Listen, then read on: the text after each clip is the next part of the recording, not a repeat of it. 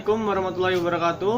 Saya dari kelompok 5 yang beranggotakan dengan saya sendiri Alan Budi Kusuma, Zulfa Janit, Mira Ameldawati, Kurnia Maulita, dan Monica Destia.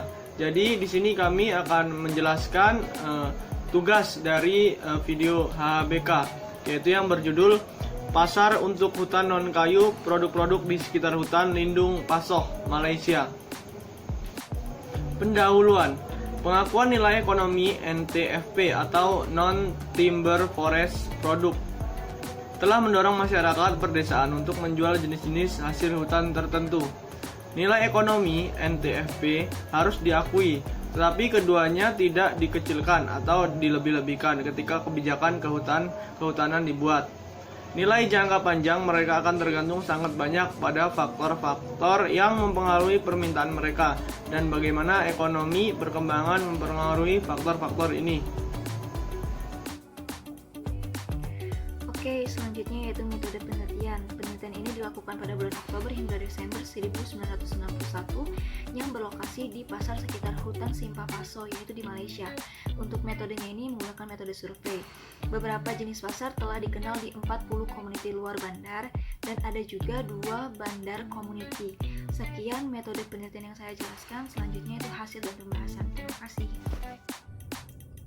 Berdasarkan hasil penelitian didapatkan 2 tabel, yaitu tabel pertama yaitu tentang fase dan ketersediaan HBK di masyarakat sekitar hutan lindung Pasoh.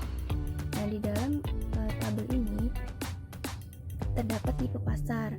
Nah, yang pertama itu ada toko, harian, malam, pekan, pedagang asongan, berkeliling, statis, dan sementara. Nah, di dalam tabel tersebut juga ada tipe komunitas, di mana tipe komunitas itu terbagi menjadi kota dan desa. Nah, dalam tabel 1 ini menunjukkan bahwa semua komunitas memiliki setidaknya satu jenis pasar. Nah, yang kedua yaitu komunitas perkotaan itu dia bahan atau kuala pilihan, dan 6 komunitas pedesaan yang lebih besar NITES memiliki 6 atau lebih jenis pasar. Yang ketiga yaitu lebih dari setengahnya memiliki toko 34 atau pedagang asongan yang terdiri dari keliling 41, statis 30, dan sementara itu 22. Dari pasar penjajah adalah satu-satunya tipe di 7 dari 8 komunitas yang tidak memiliki toko. Jadi pasar penjajah ini salah satunya jadi pasar penjajah merupakan salah satu dari 8 tipe pasar yang tidak memiliki toko. Yang terakhir yaitu tentu saja ini tidak menyeratkan rumah tangga, dan komunitas ini tidak memiliki pilihan lain selain membeli pedagang dari asongan. Selanjutnya yaitu tabel 2, yaitu sumber produk dan penjualan hasil hutan bukan kayu di sekitar hutan lindung Pasoh.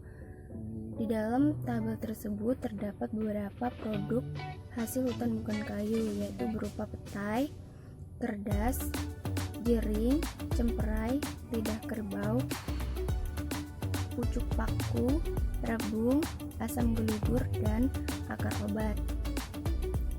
Nah, produk tersebut dibeli dari orang asli, penduduk desa, dan perantara. Nah, jumlah dari masing-masing produk yang ada di sekitar hutan lindung Pasoh tersebut yaitu petai ada 18, kerdas ada 1, jering 12, cemperai ada 13, cemperai ada 31, lidah kerbau ada 1, pucuk paku ada 62, asam gelugur ada 60, dan akar obat itu ada 6. Jadi di antara produk tersebut yang paling banyak yaitu pucuk paku. Nah, dari seseorang penjual lidah kerbau mengumpulkan persediaan dari hutan, seperti halnya setengah atau lebih dari penjual rebung dan pucuk paku. Kemudian, penjual dari produk yang tersisa membeli sebagian besar persediaan mereka, terutama dari menengah, contohnya itu Melayu dan Cina, dan penduduk desa Melayu. Lebih dari setengah memiliki toko 34 atau pedagang asongan yang terdiri dari keliling 41, statis 30, sementara itu ada 22.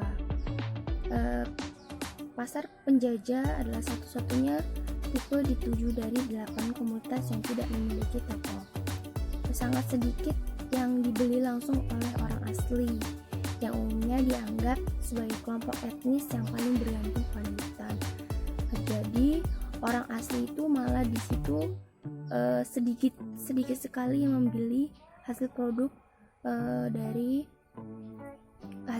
hasil hutan bukan kayu dari hutan lindung Paso. Begitu. Selanjutnya, hal tersebut menyebabkan para tengkulak dan penduduk desa memperoleh sebagian dari produk mereka dari orang asli.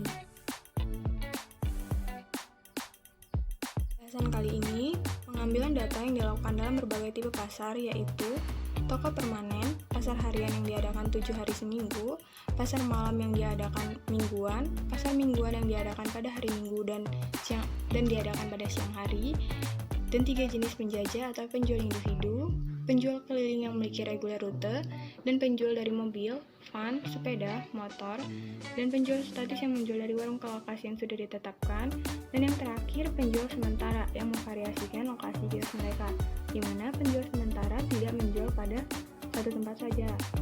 Dan satu pasar pada petani mingguan dikelola oleh Federal Otoritas Pemasaran Pertanian atau yang disingkat dengan FAMA, sisanya dikelola oleh warga setempat, unit pemerintah, dewan distrik, yang melisensikan penjual. Pasar perkotaan menawarkan variasi non-timber forest produk lebih besar, yaitu dengan rata-rata 3,8%.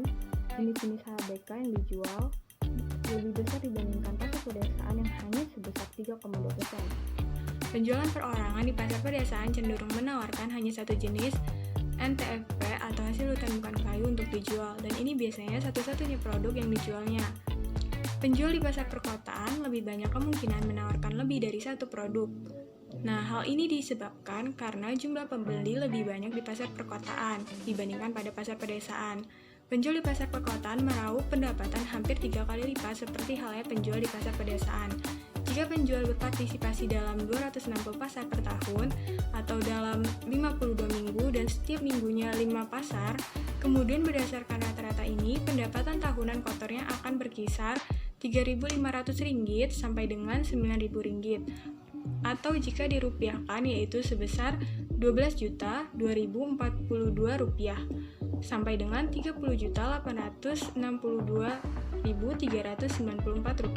Angka-angka ini di bawah rata-rata PDB per anggota tenaga kerja di Malaysia, yaitu sebesar Rp11.233, atau jika dirupiahkan yaitu Rp37.705.733 pada tahun 1990, bahkan tanpa mengurangi bisnis biaya. Hasil hutanan kayu di hutan lindung Paso yaitu terdiri dari lidah kerbau atau karet kebo dengan nama ilmiah Ficus elastica, pucuk paku atau pakis dengan nama ilmiah Atherium esculentum, dan rebung dengan nama ilmiah Bambusa vulgaris, asam gelugur dengan nama ilmiah Garcinia atrophiridis, kerdas dengan nama ilmiah Archidendrum hubilinium, petai dengan nama ilmiah Farkia speciosa, dan jengkol dengan nama ilmiah Vitesevium jiringa. Selanjutnya, kita dapat menarik kesimpulan pada topik kali ini adalah yang pertama, sebagian besar konsumsi NTFP didasarkan pada pembelian rumah tangga di pasar, bukan rumah tangga koleksi.